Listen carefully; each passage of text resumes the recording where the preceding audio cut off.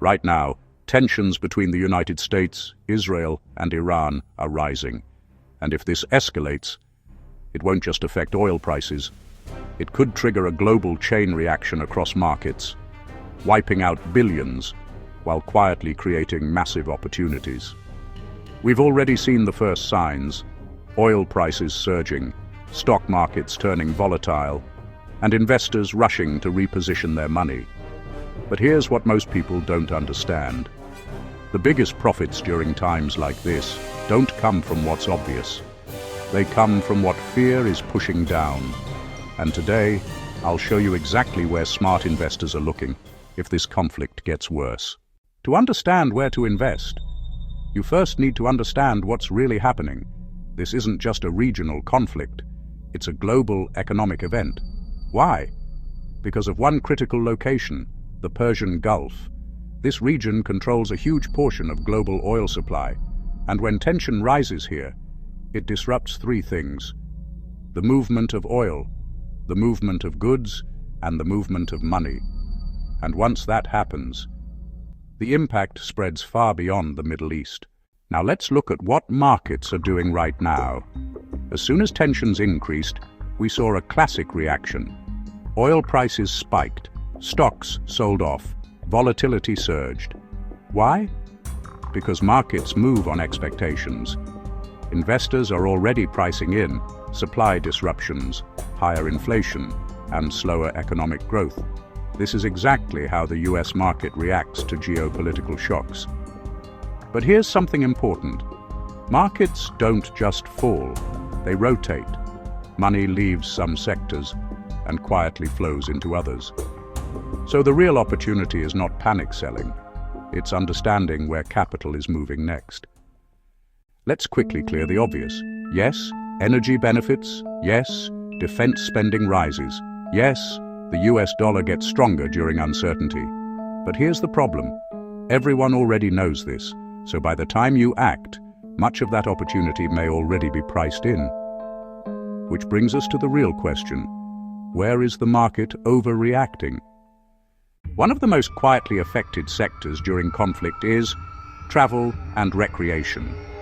This includes hotels, resorts, tourism companies, entertainment destinations, especially those connected to regions close to geopolitical tension.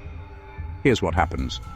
Tourists cancel trips, business travel slows down, global conferences get postponed, luxury spending drops. And here's the key insight. Even if the war is not happening in those exact locations, perception alone is enough to reduce demand. And markets react immediately. Stock prices fall, not because these businesses are broken, but because demand becomes uncertain. So the real question is this temporary or permanent? Because that changes everything. History shows a clear pattern. During crises, travel slows, tourism drops, revenue declines, but after stability returns, demand rebounds, travel surges, revenues recover. Because human behavior doesn't change, people will always travel, explore, and spend. So when strong companies in this space drop due to fear, some investors don't panic. They start preparing. Now let's zoom out globally. Not all economies are affected equally. Countries that rely heavily on imported energy are feeling the most pressure right now. This includes Japan, India, South Korea, and parts of Europe. Why?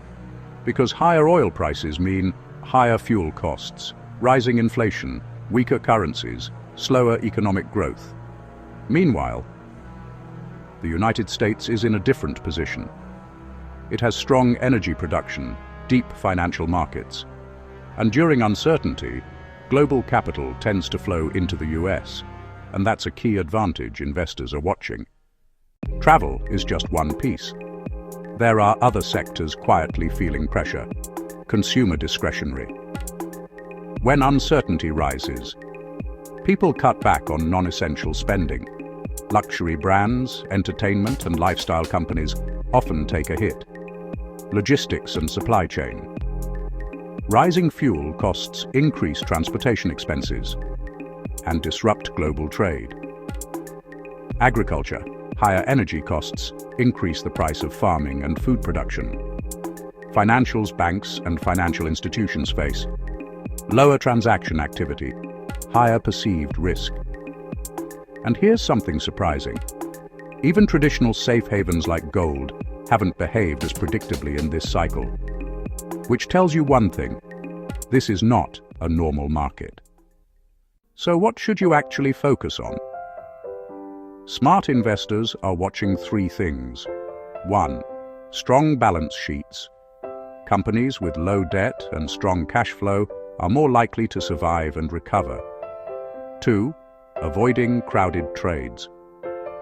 If everyone is rushing into the same safe investment, the opportunity may already be gone. 3. Overreactions. Markets often overreact during fear, and that's where opportunity lives, because the goal is simple: buy strength when it's temporarily misunderstood, not chase hype when it's already expensive. So if tensions between the United States, Israel, and Iran get worse, don't just focus on what's rising. Look carefully at what's falling. And ask yourself why. Because in times like this, money doesn't disappear, it moves. And the biggest opportunities are often hidden inside uncertainty. Now I want to ask you, would you invest during a global crisis or wait it out? Drop your answer in the comments. And if you want more deep insights like this, make sure you like this video and subscribe. I'll see you in the next one.